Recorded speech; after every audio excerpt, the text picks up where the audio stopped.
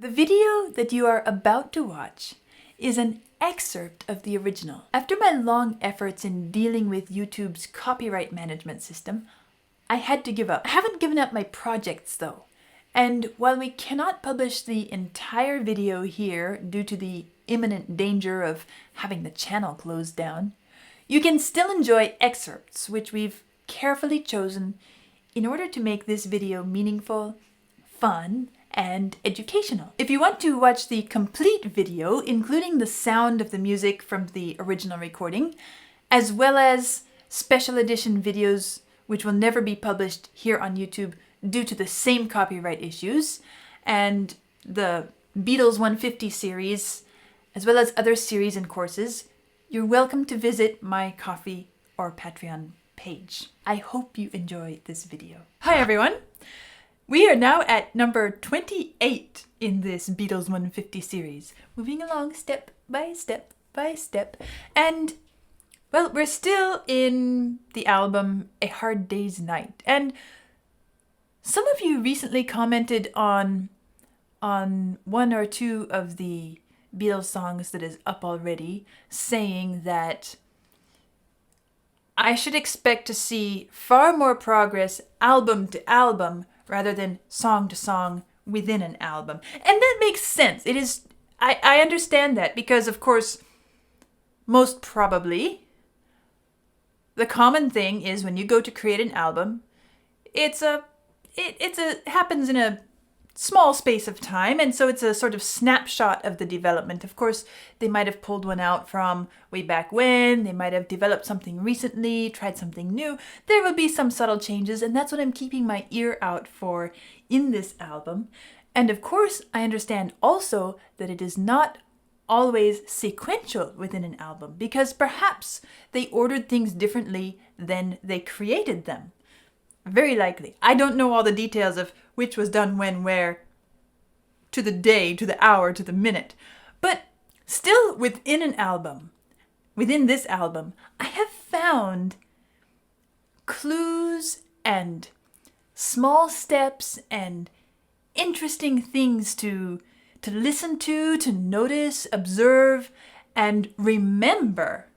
Because I do know from what you have all told me and what Vlad keeps telling me is that the big stuff is coming. And when it comes, it's going to come very rapidly and in large quantities. So I'm just trying to preserve and hold on to as much information as I can, learn as much as I can, notice as much as I can now, so that when that moment comes, I'll be ready. This song is Things We Said Today. And as usual, Vlad has a little set of comments for me to read about it first, so I'll do that and then we'll listen. The genre is rock and roll. Okay, so we're back to rock and roll rather than country-ish. McCartney wrote it while on holiday in the Virgin Islands, more precisely on a yacht named Happy Days. Okay, so they're successful enough to be taking holiday on a yacht. Stepping up in life. Things We Said Today is entirely by McCartney, as John affirmed in 1980, simply by saying, Paul's, good song. It was inspired directly by his relationship with his then girlfriend, Jane Asher. So the previous song was a John song. This is a Paul song. It was a slightly nostalgic thing already, a future nostalgia, Paul relates, in many years from now. We'll remember the things we said today sometime in the future. So the song projects itself into the future and then is nostalgic about the moment we're living in now, which is quite a good trick. It was a sophisticated little tune. Yeah, that's an interesting little perspective and twist on things. And, well, the previous song was John showing some efforts at being more self-aware and self-expressive. Now here, it sounds like McCartney is really thinking about, reflecting on what's it going to be like in the future. How are we going to look back? Again, it's a sort of self-awareness thing, at least from this quote. We'll see how the song goes.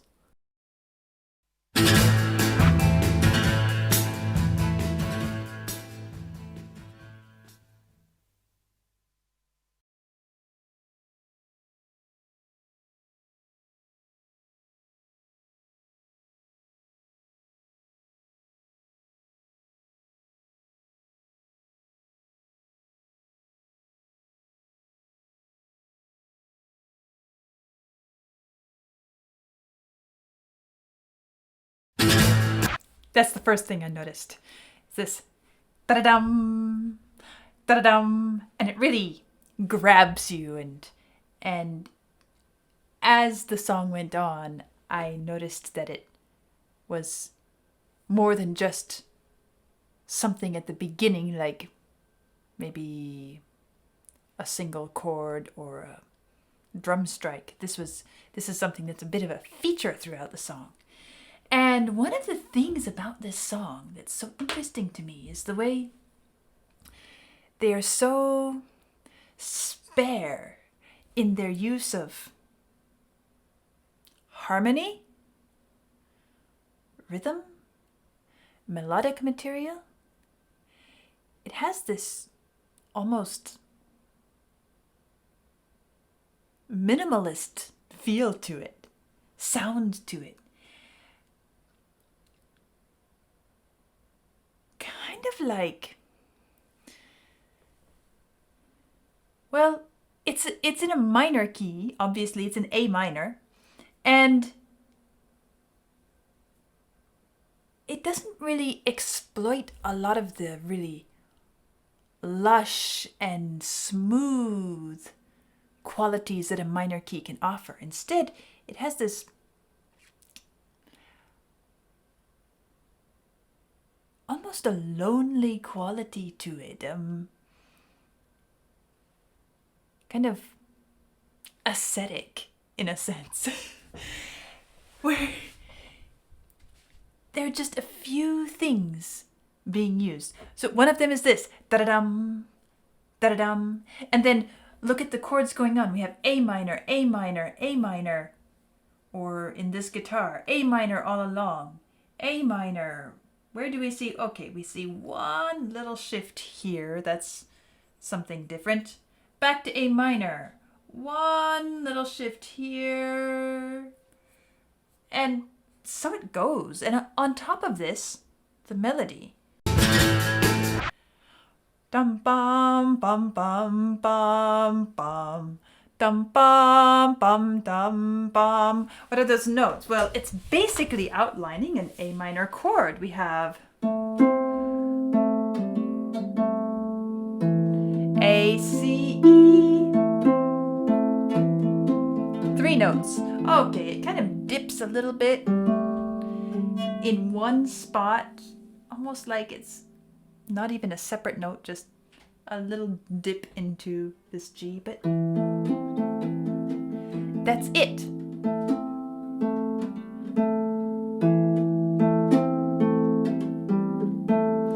And that's all we have. And then it's repeated. Dum bum bum dum bum bum. It's bordering on a chant.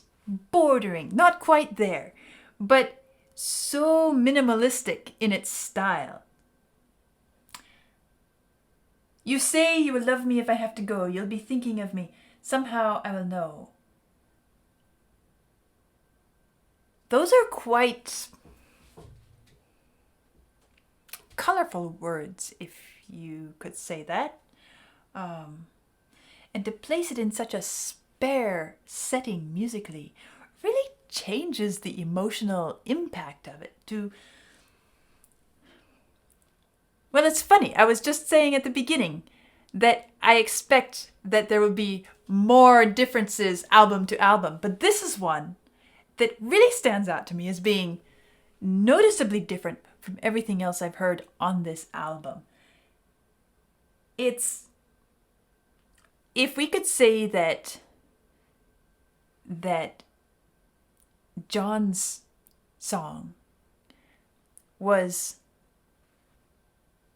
the first time that he stepped into looking at his own emotions, I might say that this song is the first time I have heard, and I know I haven't heard every single song that they've put out to this point, but I've heard quite a few. This is number 28. I would say this song is somehow the first time that I feel them really exploring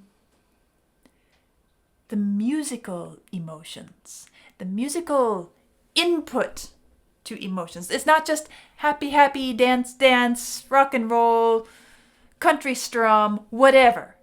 This is something where I don't know if I would call it sophisticated as Paul said. Sophisticated? My idea of sophistication is a bit different. But at the same time, it is beautiful in its simplicity.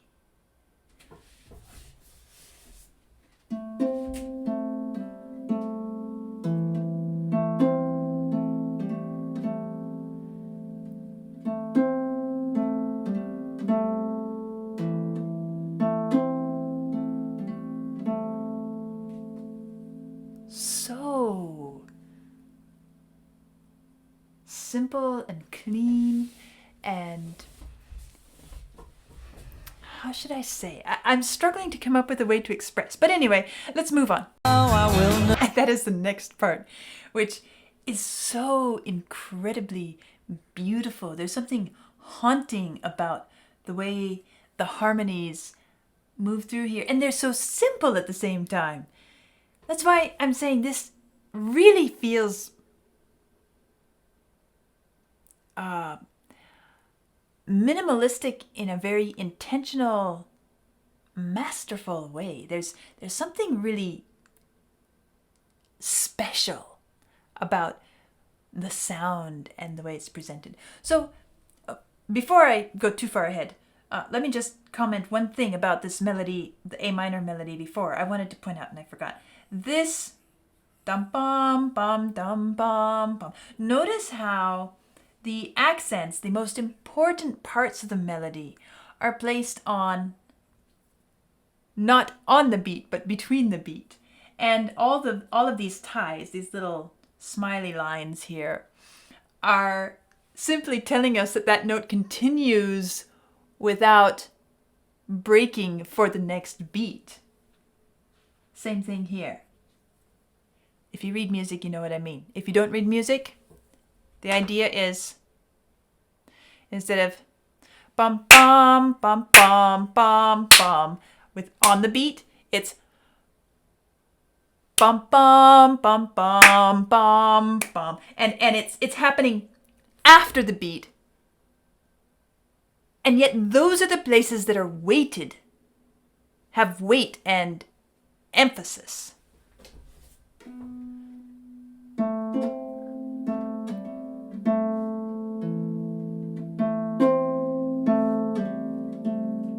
Which is one of the things that actually makes this melody work so well. Because if we're just simply going on the beat, that does not work, right? Da-da-dum, bum, bum. Sounds like a kid's song. Dee-dum, bum, bum, bum, bum. But then suddenly, da-dum, bum, bum, bum, bum. Dee-dum, bum, dum, bum. There's a lilt, there's a sensitivity, there's a sweetness to it in this. You know, when I hear it, it makes me think of the wind blowing through a forest of evergreens, pine trees or something. Somehow it puts me in mind of the northern part of America. Say, even some of the evergreen forests that are just so dense and extensive, and you just hear this lonely breeze swaying the branches. Somehow that's the picture it puts in my mind. And I know this is an English band, an English song and all of that, but that's what it's putting in my imagination and the way I feel it. I guess they have evergreens in England too. Oh, of course they do, I'm sure. Somehow I picture a Northland forest, though. Anyway. So, now, to this other part, which I just listened to. Da, da, Let's listen again. Someday. What's happening here? Well, first of all, we're breaking into a harmony, a two-part harmony. And the way he uses his voice and just pulls each one as if he's pulling it through a needle. Dum bum bum bum bum bum. And the chromatic descent, just a minimum, the smallest step down we can make. To there, and then here, and then here. Okay, there we drop back into something reminiscent of the other part. Bum, bum, bum, bum, bum. And we lift up and then here we go. Bum, bum, bum, bum, bum. It's so incredibly beautiful. What are the chords that are happening here? Well, I think that's something, part of what makes this so painfully beautiful here. We have a C chord. Okay, to this point we've been on primarily A minor, right? Now we move to C. Okay, now what comes next? Again, I have to correct the notation here. This is written as A sharp. It ought to be a B flat, because this is a B flat chord. B flat. That's the next chord that comes. So we've walked from C, a semitone down, and then a B flat chord. And the way he uses a fourth on that B flat chord with his voice. Well, of course, that takes us back to the Beatles' penchant for harmonizing in fourths and fifths rather than always thirds. But it's taking us from thirds and then just dropping us to a fourth. So sweetly, beautifully, achingly painful. And then we find ourselves on F. So what's happening here? We were in A minor. This B flat chord is kind of a long ways out of the A minor range, because A minor is right here. And if we're going to have a major or something, typically we step up to C. But then to have this B flat rather than a B, so kind of catches us by surprise and pulls us into it, and it lowers us down very, very gently by a miniature step back to A minor. Well, it doesn't actually take us to A minor yet, but that's the relationship between A minor and B flat. If I could play A minor, here, you can hear the relationship this way. A minor, B flat. A minor, B flat. Really kind of gives a bit of edge to it. It makes it work, because from C, it goes to B flat, then to an F, so it feels kind of like we're working our way through an F major section. But still, that's weird to have it connected to A minor so closely. Now, any composer can do anything. We can go anywhere with our chords. We can do elaborate, exotic things. But I come back to the word that I chose to sum up this song, minimalist. Because there is no extra fluff. There is nothing filling in the gaps. We simply go from C to B flat to F, another B flat, and suddenly, without any drama, without any lead up to it, we are right back to A minor and the melody carrying us on. That cross relation, as well as the chromatic descent in the melody, is one of the things that makes this work so specially. And of course,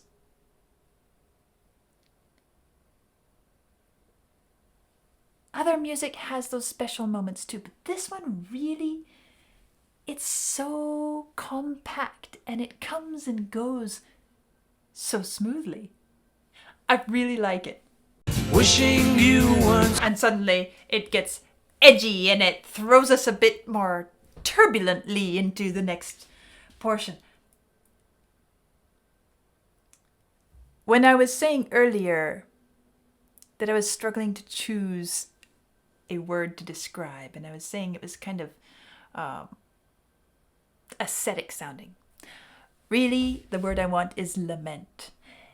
It sounds like a lament. There's a sadness to it. And you say you will love me if I have to go. You'll be thinking of me. Somehow I will know. It's reading the text, the lyrics. We feel like it's kind of a classic love expression, although it's kind of clever the way it's looking forwards to how we're going to look back. That is clever. It's an interesting take, but still, okay, we don't put so much into it. But then when it's set with the music, it really arrests us and puts this reflective quality. It's not just playing games with looking ahead to look back. It's this awareness of our life is going to progress and our relationship is going to change. And we're going to come to a point where we will look back and remember this as something beautiful, something maybe we ache for it again, we wish for it again. Maybe we will be deeply, well, as it says, love is here to stay and that's enough. Someday when we're dreaming deep in love, not a lot to say. It sounds like they've been together a long time and they don't feel the need to constantly express, and they're comfortable, they're living together as 10 years down the road or something, a more mature couple. But there's something heartbreaking about it. Something hurts. Something is going to be missed. Something is going to be wished for. There's that awareness that life and our relationships within life are going to change. Perhaps for the better, but still what we have right now, we will still look back and maybe wish for it. Because every step along the way, if it's a good life, is special. Things we said. This is interesting too. A minor, right? Suddenly, A major. So we're no longer doing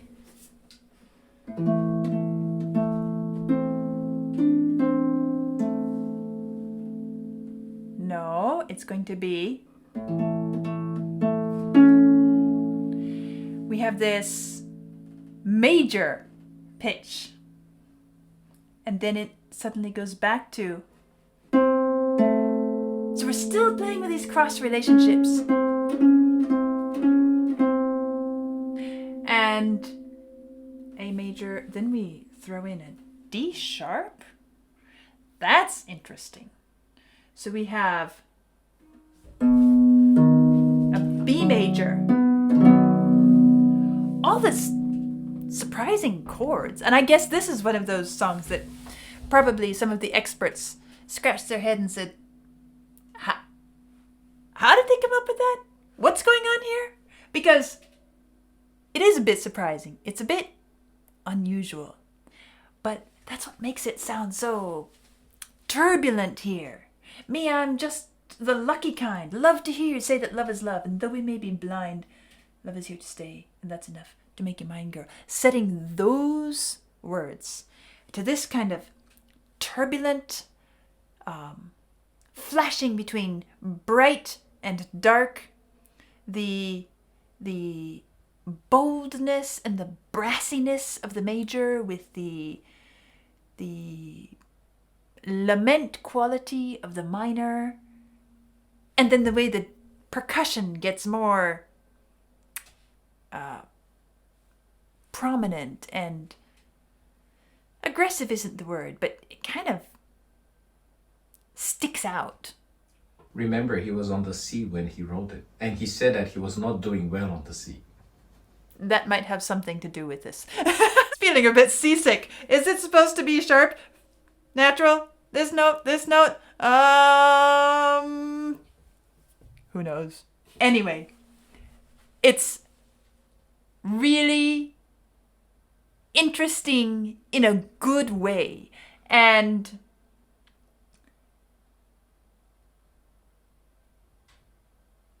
modern. Modern, meaning it reminds me of a lot of the 20th century classical music where, let's say, Prokofiev loved to throw us back and forth between major and minor and these semitone relationships, and maybe I'll even see if I can pick a song and have Vlad put a link to it just so you can hear a comparison of something that really throws you around. Simple still, but that same sort of strange quality of, wait, where are we? What happened here? And this is very much like that. Love to hear you. And though that's a C sharp, maybe that's a C natural. Love is here, that's a D sharp. D natural. Then we're back to C natural again. We're really being thrown around.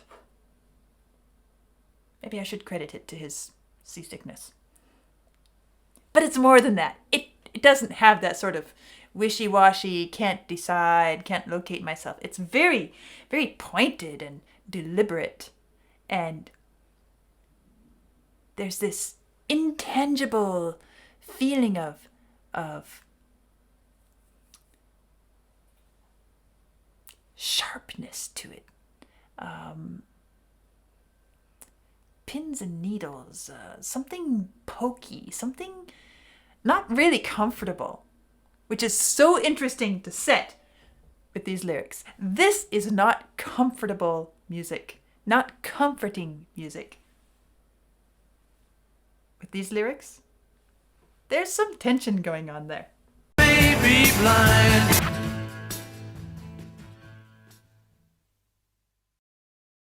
Well, as I was listening to that last portion of it, this idea of it not being comfortable was in my mind, and I was thinking, what's the point of it? How does this fit? And the thought came that it's a heightened state of awareness where everything, all the feelers are out, everything is alert. It's wanting to not fall asleep in this moment, but to understand the fleeting quality of it, the fact that it shifts constantly, and to try to stay awake and keep ourselves awake and attentive to every subtle detail so that we can remember. And someday we can look back and talk about it. Maybe that's what it's about. Or maybe there's something else going on. But I love the way this music really impacts how we receive the lyrics. This might be my favorite Beatles so far in the 150 series, my favorite Beatles song so far. Just because it has this level of complexity and ambiguity and at the same time it's so